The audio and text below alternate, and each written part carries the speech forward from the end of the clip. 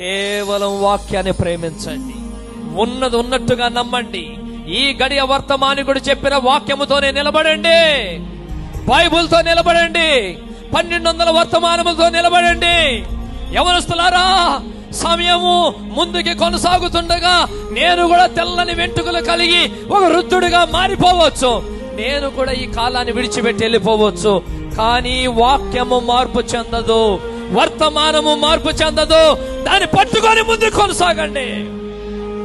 ప్రవక్త అదే కోరుకున్నాడు. ఈ రాత్రి మనం కూడా అదే కోరుకుందాం. హల్లెలూయా. ఏది చెప్పాడో ప్రవక్త ద్వారా దేవుడు, దానితో మనం నిలబడదామా? మనం శాఖగా మార్చబడకూడదు, సమస్తగా మార్చబడకూడదు, వాక్యములో నుండి తీసేయకూడదు, కలపకూడదు. ఉన్నది ఉన్నట్టుగా స్వీకరిద్దాం. హల్లెలూయా.